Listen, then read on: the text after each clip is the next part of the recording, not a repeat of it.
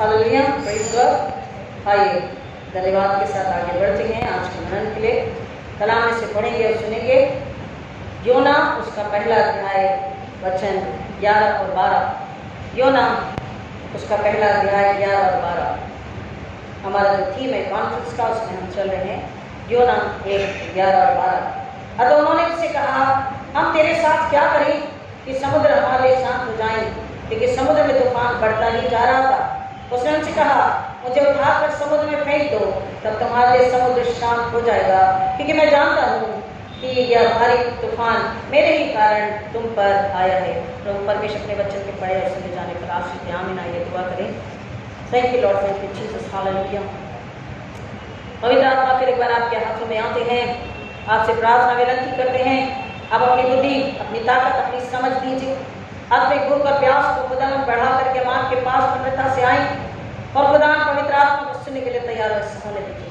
मेरे घुटनों को अगली से छूकर आप दिमाग पर काम करें, बात करें, सुनने वालों को अपनी इच्छा बताएं और खुदा आपकी कानों से सुने और विश्वास में आपकी महिमा के लिए फैलाने के लिए समर्पित ऐसा होने दीजिए। हम घटे ईश्वर बड़े फजल आपसे मांगते हैं, धन्यवाद के साथ मांगते हैं ईश्वर के नाम में, आमीन। खुदा का शुक्र करेंगे, फिर एक बार हमें जिंदगी मिली, आज का दिन देखने के लिए खुदा ने हमें आशीष किया और फिर एक बार उसके घर में आकर उससे मिल सकते हैं, इबादत कर सकते हैं, धन्यवाद स्तुति कर सकते हैं, गीत को गा सकते हैं, प्रार्थना विनती अपने रिक्वेस्ट खुदा के घरों में रख सकते हैं। हालेलुया। और फिर एक बार जान सकते हैं कि खुदा हमसे क्या चाहता है, कैसी मसीहत को चाहता है, कैसे विश्वास को चाहता है। हमने लास्ट संडे सुना कि हमने कॉन्फ्रेंस का सर्मन सुना कि किस तरह से बिशप साहब ने हमें बताया कि अगर हम अनाज्ञाकारिता करते हैं, डिसोबे करते हैं, तो उसका परिणाम हमें भुगतना होता है।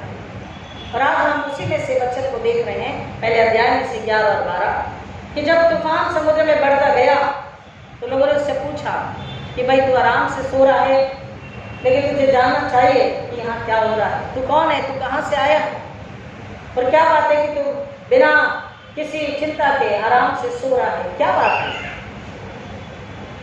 उससे पूछा, बताया है इब्रानी। उन्हें समझ नहीं आ रहा था कि क्या करें, लेकिन जब उसने बता दिया कि ये मैं कौन हूँ, कहाँ जा रहा था और कहाँ भाग रहा हूँ, ये क्यों हो रहा है, उन्होंने उससे पूछा कि तू ही बता हम क्या करें।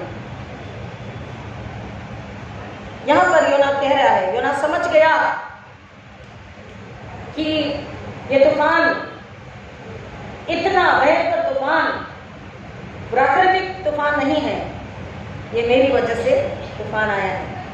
मेरे अनाज्ञाकारिता, मेरे गुनाह की वजह से, मेरे पाप की वजह से, मेरी जिद की वजह से ये तूफान इस समुद्र में है। और वचन कह रहा है कि मैं पूछा तो उन्होंने उससे कहा, हम तेरे साथ क्या करें कि समुद्र हमारे लिए शांत हो जाए। और उसने उनसे कहा, मुझे उठाकर समुद्र में फेंक दो, तब तूफान तुम्हारे लिए शांत हो जाएगा। मुझे उठाकर समुद्र में फेंक दो। परमेश्वर ने योना को समुद्र में फेंका, उसे मार डालने के लिए नहीं, not to kill him and destroy him, but to call him again. God is a chance of once again chance, second chance.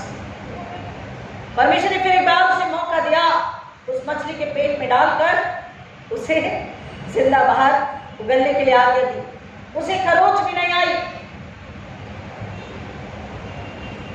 और उसको बाहर दुनिया में लाया कि तू मेरा काम, मेरी योजना, मेरी इच्छा को तू पूरा कर। हालेलुया। ये वचन हमारी ओर इशारा कर रहा है, मुझको और आपको पूछ रहा है, बता रहा है कि क्या हमारे जीवन में ऐसा कोई जोना है।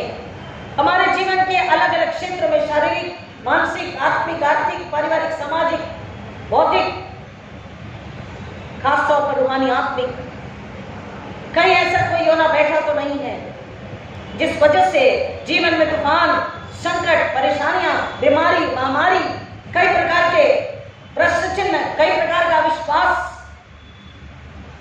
परमेश्वर का वचन, इस वचन के जरिए पवित्र बाइबल की बातें हमें याद दिलाता है। एक छिपा हुआ पाप आत्मा के किसी कोने में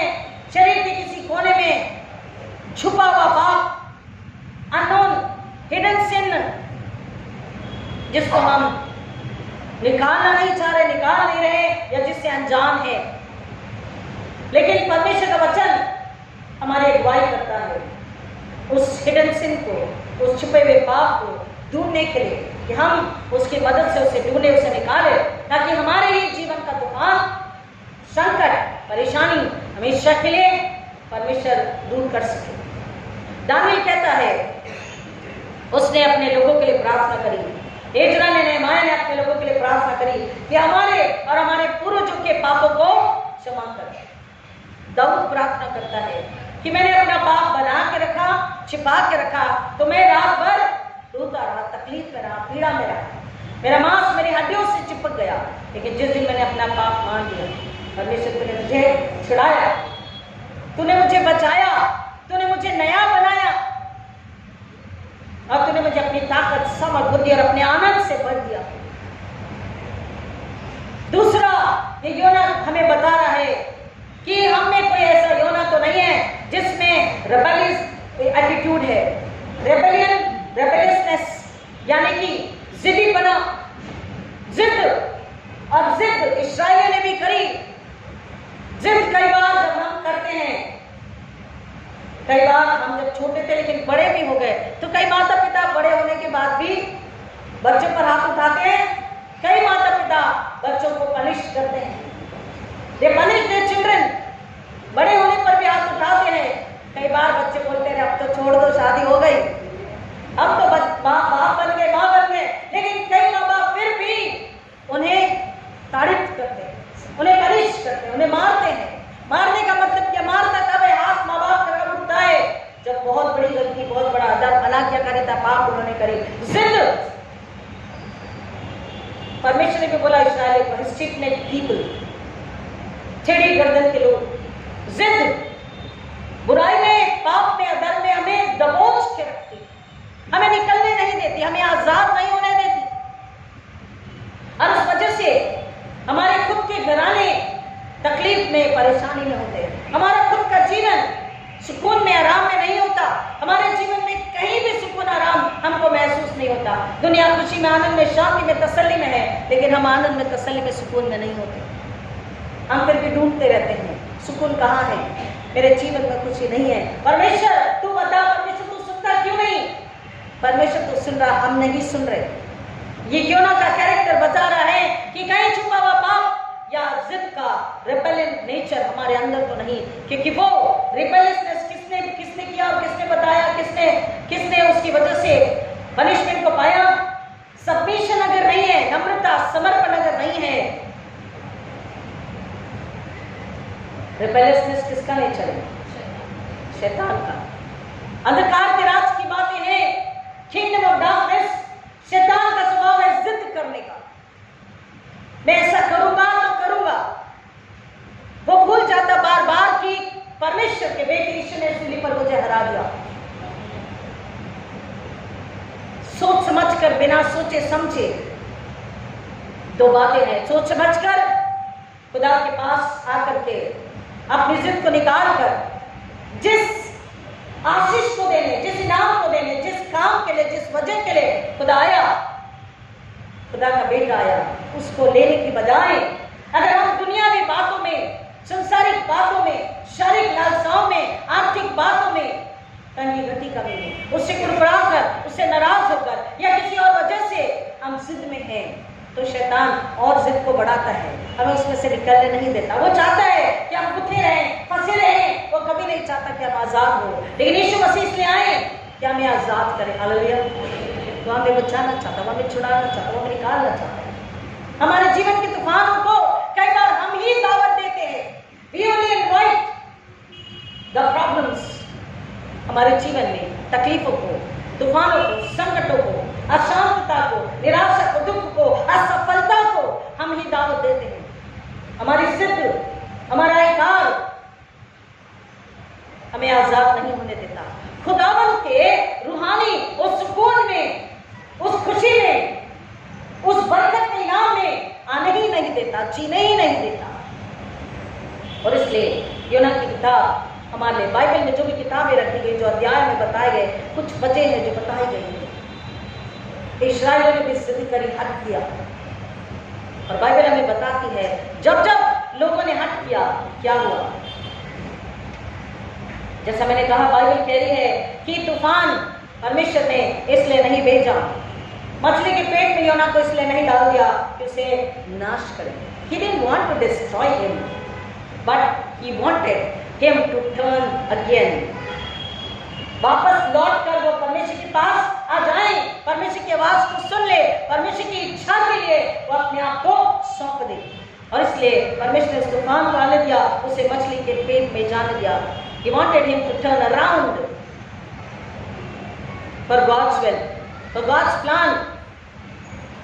कई बार हम परमेश्वर की इच्छा को छोड़कर उसके वचन को नए समझ कर भी ना समझ कर हम अपनी इच्छा में, अपनी चाहत में, अपनी लालसा में जीवन को जीते हैं, तो हमारे जीवन में हम कई प्रकार के तूफानों को देखते हैं। कई प्रकार का तूफान, कई प्रकार की परेशानी, कई प्रकार के संकट हम देखते हैं। और देखने के बावजूद भी कई बार हम नहीं सुधरना चाहते, हम नहीं बदलना चाहते, हम उसी जिद में रहते हैं। अपनी आंखों को जो पट्टी बनी है, अपनी कानों को जो बंद किया गया, हम नहीं कहते कि खुदा अपनी आंखें खोल, ये पर्दा हटा, अपनी कान खोल। हम उससे दुआ नहीं करते।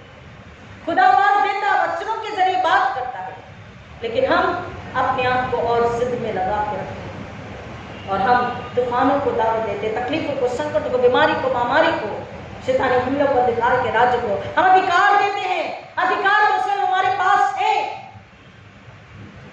पृथ्वी पे भर जाओ, अधिकार हमारे पास। अधिकार के राज्य को हराने की ताकत हमें दी गई है, अधिकार हमारे पास है। When we are in alignment with heaven, परमेश्वर स्वर्ग, पवित्र आत्मा, यीशु मसीह के साथ एक है, तो हम जो मांगे हमारे को पूरा कर देता है।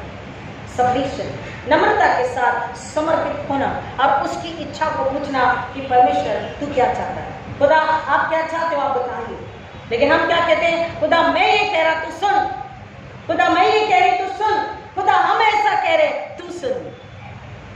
और जब ऐसा होता है तो हमें तकलीफ, तूफान समुद्र में नहीं है, नाव में नहीं है, जहाज में नहीं, लेकिन कई अन्य तरह के तूफानों से हम गुजरते हैं। अनाज्ञाकारिता, हमारी जिद, छुपा हुआ पाप। और तीसरा कहता है refusal to obey, denial to obey, आज्ञा मानने से इनकार करना, आज्ञाकारी होने से इनकार कर देना। और अनाज्ञाकारिता के, पाप के, सिकनेस के कई सारे उदाहरण बाइबल में। और हमें पता है आदम हवा ने सबसे पहले आज्ञा तोड़ी, उन्होंने आज्ञा नहीं मानी। राजा शाऊल ने आज्ञा तोड़ी, उसने आज्ञा नहीं मानी।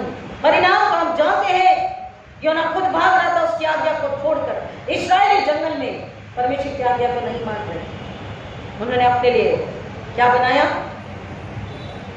सोने की मूर्ति बनाई।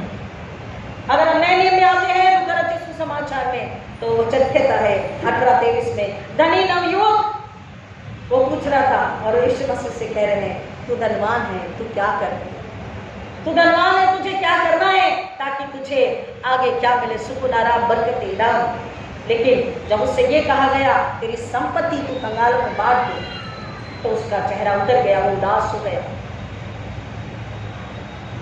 ये बैठा हुआ योना है जिसको हमको फेंक देना है, निकाल देना है, जिससे तूफान शांत हो सके, जिससे आने वाली मुश्किलातें दूर हो सके, जिससे हम खुदा को, पवित्र आत्मा को खुश कर सके और खुदा अपने क्रोध के हाथ को वापस ले सके।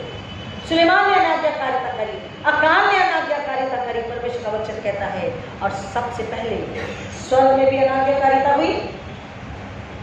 Who denied to obey? स्वर्गदूत ने क्या किया, परमेश्वर की आज्ञा नहीं मानी। वो उसके साथ के दूत फेंके गए क्योंकि उन्होंने अपने आप को घमंड के, अहंकार के पाप में डाला, जिद के पाप में डाला। अनाज्ञाकारी, they refuse to obey God, bring glory to God. Refusing to obey God means we are not bringing glory to God, we are bringing glory to something else. और क्या हुआ परिणाम, वो अपने सारे डिसोबे करने वाले, जिद करने वाले, पाप करने वाले, परमेश्वर की अनाज्ञाकारिता करने वाले सारे झुंड के साथ में वो दूत फेंका गया। लोगों ने योना से पूछा हम क्या करें? उसने कहा मुझे उठा के समुद्र में फेंक दो, क्योंकि मैं जानता हूं ये भारी तूफान मेरे ही कारण तुम पर आया, हमारी वजह से। हमारे घराने, हमारी खानदान, हमारी जमात, हमारा समाज, हमारा ऑफिस, हमारा स्कूल, कहीं भी हमारे रिश्तेदार, हमारे भाई बहन, कहीं भी अगर हमें ऐसा लगता है कि वो तूफान वहां है हमारे खुद के जीवन में, कई बार लोग कहते हैं अरे छोड़ो ना पास्टर साहब, क्या कह रहे हैं, कोई शांति नहीं, कोई सुकून नहीं, कोई आराम नहीं, कोई आशीष नहीं, सब कुछ रहने के बाद भी। तो ये क्यों? क्योंकि वचन तो कहता है जहां यीशु मसीह है वहां पर शांति, आनंद, आराम बहुतायत है। लेकिन जब हम ये खुद ये अगर कह रहे हैं मसीह होकर, इसका मतलब हमारे जीवन में कहीं तो योना बैठा है और इसलिए तूफान है। शारीरिक, मानसिक, आत्मिक, आर्थिक, पारिवारिक, सामाजिक, प्रार्थना के जीवन में, बाइबल पढ़ने के जीवन में कहीं ना कहीं योना है।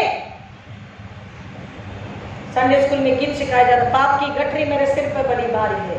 तो एक ही लाइन याद है, आगे का याद ही नहीं आता। हमारी मम्मी होती तो बताती, बड़ा सुंदर गीत संडे स्कूल में सिखाते थे। और एक बार हमने बच्चों से संस्कृत भी कराया कि वो इंसान चल नहीं पा रहा, आगे चलना चाहता लेकिन चल नहीं पा रहा, क्योंकि उसके अंदर पापों का बोझ है। वो चल ही नहीं पा रहा, वो निकल ही नहीं पा रहा, वो आगे नहीं बढ़ पा रहा। वो खुशी, उसके सामने आनंद है, पूरा भरा पूरा परिवार है, खुशहाली है, शांति, आनंद है, बरकत है, पैसा है, धन है, सब कुछ है, लेकिन शांति नहीं है। क्योंकि पाप, अधर्म, अपराध, व्यभिचार, अंधविश्वास, घमंड, अहंकार, बदला, जलन, ईर्ष्या, मैंपना, अपनी जिद, अपनी इच्छा, योना कह रहा मैं नहीं जाऊंगा। अपनी जिद, अपनी इच्छा, परमेश्वर की इच्छा, परमेश्वर की चाहत नहीं, और उसके जीवन में तूफान हमारे जीवन में। अगर ऐसा कोई तूफान है तो उस योना को निकाल के बाहर फेंके, क्योंकि परमेश्वर का वचन कहता है पर अगर नहीं तो परिणाम को भुगतना होगा। योना को तो फेंक दिया, उसे इसलिए बचाया कि परमेश्वर से बताना चाहते थे, सिखाना चाहते थे, उसमें अपनी इच्छा पूरी, अपनी योजना पूरी कराना चाहते थे, निन्वे उसे भेजना चाहते थे, निन्वे के लोगों के लिए वो अपनी आज्ञा को भेजना चाहते थे। लेकिन इस्राएलियों का क्या हुआ? अकाम का क्या हुआ? मूसा की बहन मिरीम का क्या हुआ? जलन और जलन और जलन, कोड़ आ गया उसको। बुराई कर रही थी मूसा की, उसको कोड़ आ गया। परमेश्वर का वचन कहता है ऐसे योना को बाहर फेंक दो। अभी किसी गर्भवती खुदा के घर में है, बोले ये योना नहीं चाहिए, इसकी वजह से तूफान है। आमीन। खुदा हमें आजाद करने वाला, खुशहाली, शांति, आनंद, बरकत, छुटकारा देने वाला बाप है, और वो हमें बहुतायत से पता। अगर नहीं करेंगे तो परिणाम कहता है हमारे हृदय और कठोर हो जाते हैं। और परमेश्वर का वचन कहता है जब जब तुम उसका वचन सुनो तो अपने दिलों को कठोर मत करो। और ये पाप, छुपा हुआ पाप, हमारी जिद, रिबेलियसनेस और रिफ्यूजल टू ओबे, परमेश्वर से आज्ञाकारिता में नहीं आना, परिणाम हमारे हृदय को, हमारी आत्मा को कठोर बना देता है, जिसमें आत्मिक वापसी, शारीरिक संसारिक तो होती है, धन भी मिलता है, लेकिन आत्मिक वापसी, रूहानी खुदा के पास आना बहुत कठिन हो जाता है। और अगर का समय निकल गया तो यीशु कहते मैं तुम्हें नहीं जानता। और दूसरा, परमेश्वर की सुरक्षा, उसका जो फेवर अब तक हम पर होता था, आत्मिक रूप से अंधे हैं, उस तूफान में चल रहे हैं, उस योना के साथ चल रहे हैं, तो आत्मिक सुरक्षा हट गई, वो डिवाइन पावर, डिवाइन प्रोटेक्शन, वो कवच हट गया। The favour from heaven God, वो नहीं है, हम खुद महसूस करेंगे कि वो नहीं है। इसलिए हमें उस तूफान के आने से पहले योना को अपने अंदर से निकाल देना है। किसी भी हमारी आंखों में, कानों में, जुबान में, दिल में, आत्मा में, हृदय में, कहीं भी, रिश्तों में, प्रार्थनाओं में, देने में, लेन देन में, कहीं भी बोले खुदा मैं तैयार हूँ, मेरी मदद कर, क्योंकि बोझ तू ही हल्का कर सकता है, बोझ को तू ही दूर कर सकता है। ये बोझ को, योना के बोझ को हम निकालना चाहते हैं और आत्मिक वापसी चाहते हैं। हम आत्मिक वापसी को चाहते हैं, आपके फेवर, आपके अनुग्रह को चाहते हैं। मरियम को बोला मेरा अनुग्रह तुझ पर हुआ है।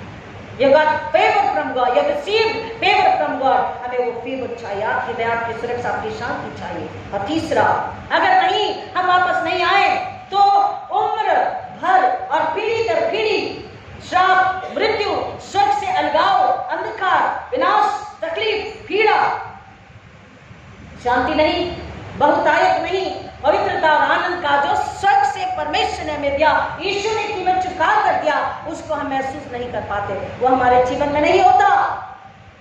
और इसलिए हमको वो शांति, वो आनंद, वो सुरक्षा, वो बल, वो बहुतायत को पाने के लिए उस योना को फेंकना होगा हमारे जीवन से, हमारे घर से, हमारी सोच से, हमारे दिमाग से, हमारे दिल से। उसको निकालना होगा ताकि हम हमारे जीवन के तूफानों को परमेश्वर के अनुग्रह में शांत करा पाए, खुशहाली में, शांति में, आनंद में, चिंगारी में, बुद्धि में, समझ में, ज्ञान में, बरकत में, आनंद में, बहुतायत में जीवन को जी सके। हमारे दिमाग में असर हो, हमारे दिमाग उत्तर लाए और दूसरों के लिए वो उत्तर लेकर आए। हालेलुया, आमीन। दूसरों के लिए वो आशीष का कारण बने, ये खुदा हमें बताना चाहता है। ये ना से कह रहा, जा बता निन्वे के लोग पश्चाताप करे, मन फिराए। आज हमसे भी कह रहा, मन फिराओ, पश्चाताप करो, क्योंकि सर का राज्य द्वार पर है, यीशु मसीह। अब थोड़ी देर के बाद हम उस बाके शरबानी में शरीक होंगे। हम उसके अति पवित्र पवित्र पवित्र मांसलों को खाने पीने जाएंगे। क्या हमारे अंदर ऐसा कोई योना है, कोई छुपा हुआ पाप, हमारी जिद या इनकार कि हमें नहीं सुनना, हमें नहीं सुनना, इसको हम उसके कदम में रखें। बोले खुदा रहम कर, और वो रहम करने तैयार है। खुदा हमें बचा, हमारी रक्षा कर, हमें समझा सिखा, वो तैयार है। क्या हम तैयार हैं? हम उसकी बेस के आने से पहले क्या हम तैयार हैं? खुदा हमारी मदद करे, पवित्र आत्मा हमारी अगुवाई करे, इस वचन की गहराई में जाने, सुनने, समझ ले और उसकी महिमा के लिए फल लाने, क्योंकि उसने फल लाने की आज्ञा हमें दी है। अपने सिर को झुकाएं, दुआ करें। खुदा आपका शुक्र करते हैं, फिर एक बार आपने मदद करी, फिर एक बार आपने आवाज दी, फिर एक बार आपने अगुवाई दी कि हम नींद में से उठे और बोले, यहोवा हमारी सुन, रहकर यीशु मसीह अपने जिह्वाओं से स्पर्श कर, पवित्र आत्मा बुद्धि और समझ दे। जैसे योना ने कहा, और अपने यहोवा को पुकार, arise and call unto your God. हम उठे इसी पल, आत्मा हम तो उठे इसलिए तो चर्च आए हैं, हम बैठे हैं, जिंदा है, आंखें खुली हैं, लेकिन प्रार्थना में जब आंखें बंद है तो हम अपनी आत्मिक आंखों को खुदा से बोले कि खोल दे, आत्मिक कान खोल दे, आत्मिक समझ को खोल दे। हम आत्मा के आवाज को, पवित्र आत्मा घुसम कर हमारी आत्मा उठे, जागे, बेदारी में आए, नम्रता पवित्रता में आए, आत्मिक घुटने टिके और हलीमी नम्रता में बोले, खुदावन ये योना को हम देखना चाहते हैं, हमारे जीवन के तूफानों को निकाल दीजिए और वो हमें धोने, मांजने, नया बनाने और हमें अपनी महिमा के लिए अपने उचित समय पर, उचित जगह पर इस्तेमाल करने के लिए तैयार है। खुदावन हर एक को आपके हाथों में देती, हर एक को सुनिए, हर एक के सच्चे पश्चाताप को कबूल करने वाले बाप आप हैं। हर एक पर रहम कीजिए खुदावन, ताकि हर एक जो आपकी मेज के आगे आ रहा है, तुरंत में पौलुस कहता है, जब तुम उसकी मेज के आगे आओ, उसके कटोरे में खाओ और पियो, तो अपने आप को जांचो परखो। खुदावन हम जिद ना करें, हम नन्हे बच्चे किनारे आए और बोले, ईश्वर हम पे दया कर, हमारा बोझ ले ले और तेरा हल्का बोझ दे दे, तेरी योजना, तेरी इच्छा के पीछे चले और योना समुद्र को हम दूर करें, हमारे नहीं दूसरे के भी जीवन के, ताकि आपके लिए गवाही हो, फल हो और फल क्वालिटी के हो। खुदावन ऐसी आशीष हर एक के लिए चाहते हुए प्रार्थना को धन्यवाद के साथ खुदा यीशु के नाम में मांगते हो, विनती सुने दया से ग्रहण कीजिए, आमीन। उन्नतित प्रभु यीशु मसीह का अनुग्रह हर एक के साथ, उसकी शांति से बाधिता हमेशा बनी रहे, खास तौर पर जो पहली बार सुन रहे और सुनेंगे, आमीन। हालेलुया।